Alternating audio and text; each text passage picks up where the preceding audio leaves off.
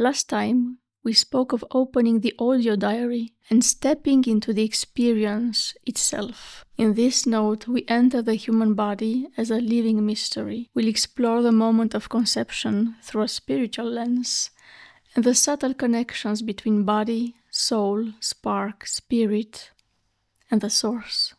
Welcome to this new entry in my diary. I'm Adela Ciurea, and together we listen to the discoveries of two inner explorers.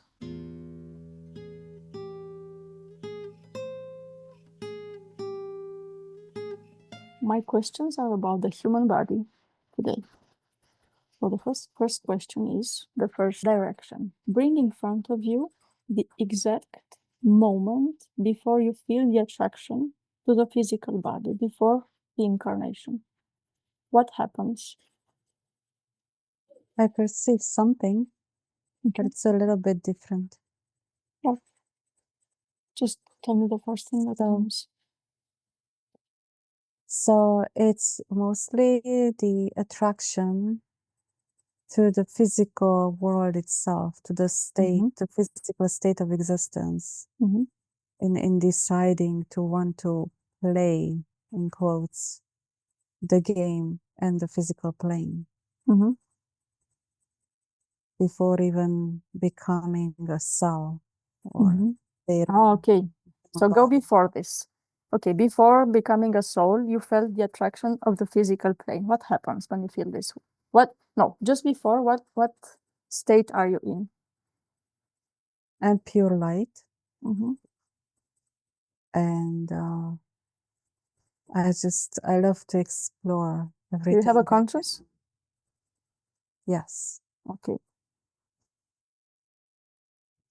And then it's like a kaleidoscope that changes shapes and colors and forms and scenes, and it's almost like watching a movie and deciding to jump in a scene just for the sake of experiencing it.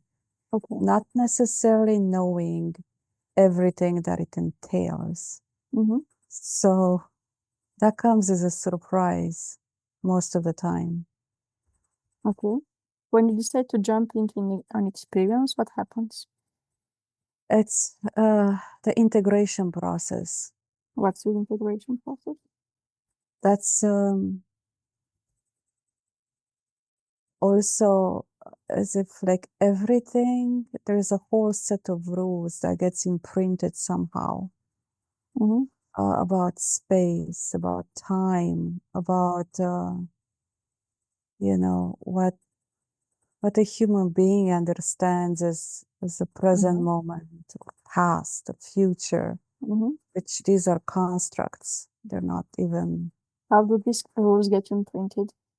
It's all energetically. It's a set of information that is a part of the specific scene. It's still us as like the source. It's assigned to a specific scene for cohesion, for uniformity, so that it makes some kind of sense, because ultimately it's still infinitely intelligent, regardless of the complexity or simplicity of it. So each scene or each type of life or plane has its own set of rules, so that it still makes sense. It's still a game. How do you get It's then not to this physical plane? Just okay. What happens next in the integration process? It's just it's like you're willing yourself into it as a spark from the source, from the pure light that you're willing yourself into experience. Yes. Okay. After you get the set of rules imprinted, what happens next? Things like memory, things like different kind of concepts suddenly, like they become real, in quotes. Okay. And then you start to experience life Wow. in this specific So concept. it's like going, I don't know, give me an image, like going down layers or going through layers, going Yes. direction, physical body. Okay, what happens there? So you have the rules that get imprinted, but then the ideas of space and time, and now the memories and different kind of concepts. What comes next? You told me you're still like pure light with unconscious. Where do you change shape or form or vehicle? Yes, you do that every split second. So because we are in a multiverse and we actually make that decision every split second. So the human soul, it's like we see it from one scale, and then we are in at another scale, we see it completely differently. So when we, in a specific second, for example, which is also a human concept so that we can talk about it in words. So when we are in a specific place and time, that's because we build ourselves in that second. So that's how we experience that specific reality. Okay. So now have this wheel or take this one and go even closer to the physical body. And just name the steps you are taking. What's happening next? The exact moment before you feel the attraction to the physical body. I want to know, how do you look like? What are you? And how you feel the attraction and what happens next? You're literally attracted into that specific frequency, the specific consciousness, because each one of us can be on different frequencies at any second. So you're literally attracted to it. Yes. Yes. Where from?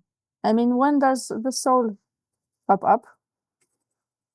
Between you told me you're from pure right to human plane.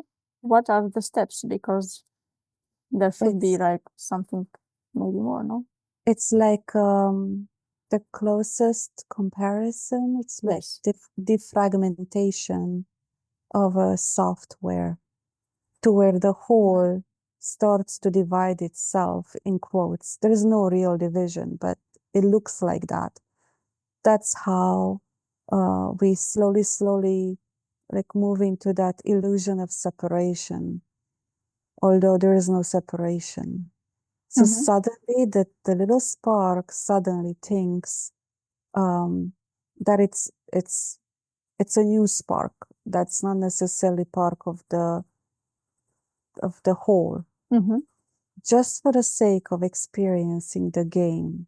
What happens? And then the right exact moment before entering the physical realm, like in a physical body. When does it happen? Let's say you have the egg and the semen, and what's happening with the energy that was attracted? What I perceive is right now that even these are constructs. These are programs that are being told to human beings. But in reality, all of that is energy as well. It's just different polarities attracted to each other and then taking different shapes and forms. But it's really the reason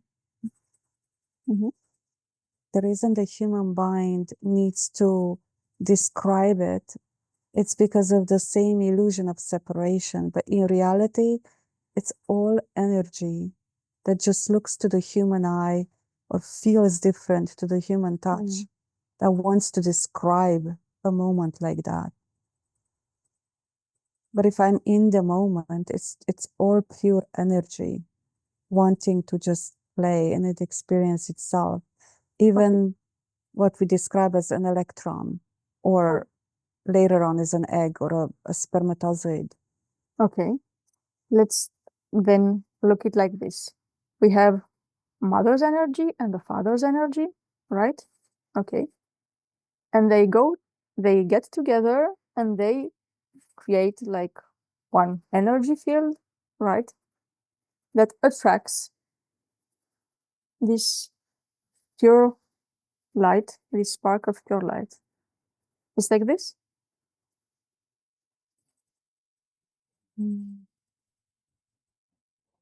Simplified, it can be like this. Yes, absolutely. This is how human beings need to describe it in order to understand each other for cohesion. So when this spark is attracted in this realm, what's happening then? The spark becomes slowly, has material around it, and develops a human body, a physical body as well. That the spark is in almost each one of the human bodies. It's not on all of them. Not the same spark. There's different sparks, different frequencies of layers and layers and layers of frequencies, depending on the degree of consciousness that's around each spark. It's like salt and pepper everywhere around us. It's all polarized. But if we simplify it even more, that means actually it's the spark that is going to create around it. And it's not like, okay, you have a human body. It's like a fetus developing and attracting a spark. There is a difference here. So what are you saying? Right. Right. Okay. It's the spark that decides. Okay, it's creating around for itself. Right. Yes. The human body. Yes. Okay. This is a big difference from what we've usually learned. Yes. Okay. Rasi, what do you see? So before entering the body, I also see, like Mirella said, a spark, something that comes down, but I see that it comes down to, I don't know, to the energy, to the body that he needs to experience. It's not there. It's not when the egg and the spermatozoid are in the first process, you know. So the spark comes a little bit later. After how late? In my mind, it came that about a month after everything happened, around a month, it's starting to enter the new form that is creating.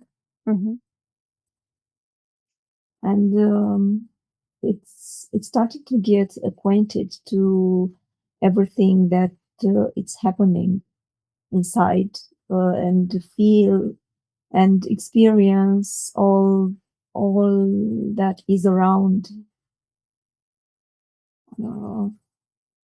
It is known that it is ether energy, vital ether, that brings like life into matter. So it's the chemical ether that would construct the body, like the physical body. So stones have chemical ether.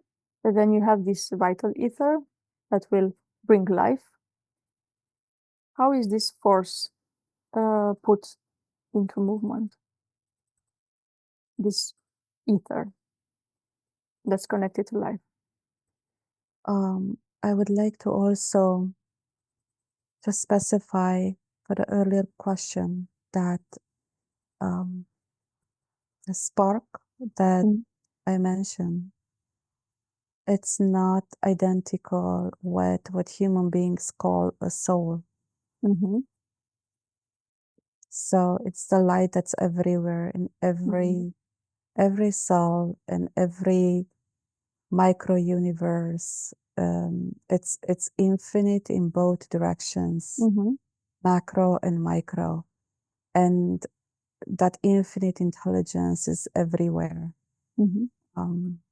like fractals. So the infinite of consciousness and knowledge is whole in each particle. It's irrelevant of how the eyes of a human being or how the mind of a human body would be able to perceive.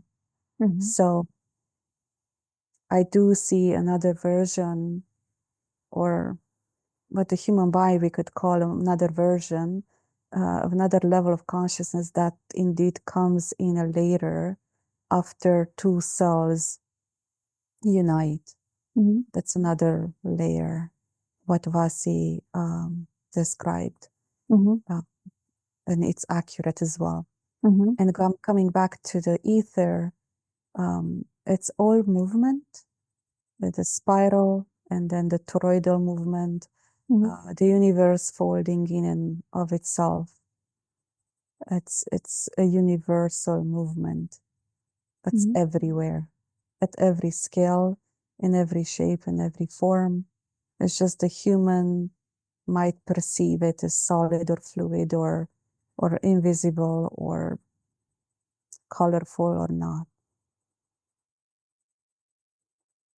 And it just takes we have the spark that is not the soul, and we have this another layer that comes after.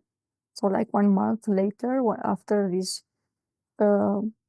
physical process was advanced in its construct.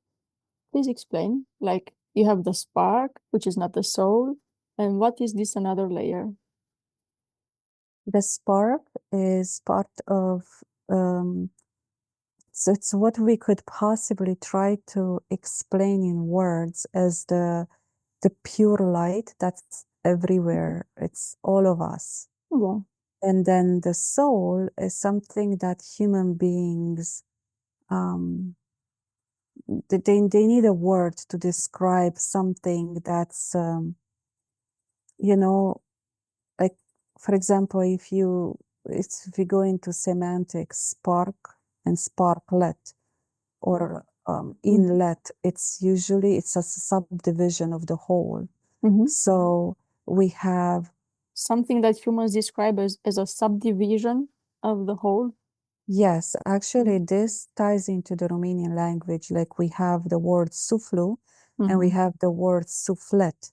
It's Exactly. like it's a subpart of something bigger. Yes. But it's really never separated. It's all the same. But it needs to be somehow separated for the human beings, for the human beings world to actually function as the game that it is. Because otherwise it would be just all back in one, just as happy. That's a completely other story. When does the soul come into game? Like a part of the whole. As I see it, the soul is a part of the spark, the part of the whole. Yes. So it's not alone there. It's just a part of this, a part of everything. Very good. I cannot separate them because it wouldn't be a whole anymore. Yeah. Okay. The separation is done only in the human mind. Yes. Because we are used to separate things. So we are used to separate our feelings of our body, our soul, our mind. So this is the reason why we see so separately everything. But the soul is from the whole, from everything. Soul is everything, just as like a fractal. Yes. What about the spirit? If we are going to go on this lane, because we have the soul, we have the spirit. What about the spirit? Where is it? What does it mean? It's just semantics for the human mind. It's all the same. This is sometimes also how the intellectual mind can get confused in itself because of tending to separate things more and more and conceptualizing them and then talking about them and instead of experiencing them. Because when the human actually goes inward and is connecting, they realize that none of it really matters in terms of so many different words to describe layers and layers of concepts. So when you say semantics, because you showed me, like, okay, soul is part of the spark, part of the whole. What's semantics about the spirit? Just help me, like, and everyone wants to understand, like you see it now. So spirit is really it's the light. The spirit can if human beings come up with a word to say that they mean spirit, that spirit cannot be separated from the whole, for the pure light that's everywhere. And because the pure light is what's everywhere, so the spirit is really the same energy. Now, of course, the human mind can use words like corrupted, or they can imagine certain frequencies or certain energies. They can feel them and they can start to label them as different versions, but in the end, it's all the same. Valsi, how do you see it about spirit? Yes, I see it as part of everything, as part. So, as I said, us humans tend to separate them, and for me, for what I felt, it is the same. Okay, the same as what? As the soul, as the spark, as part of the whole. So, okay, I think there are words somehow used to define, people use to define something because it's easier. Yeah. So if you say spirit or pure light or the whole or the source or the divine or the higher self, is the same? Yes, because being part of the whole, your higher self is part of the whole. So it's it has all the information, all the energy that the whole has it. Good. Do you have something more to add, Mirela? It's the same information. Yes. Okay. So, I have another question. This exploration was recorded on December 7th, 2024.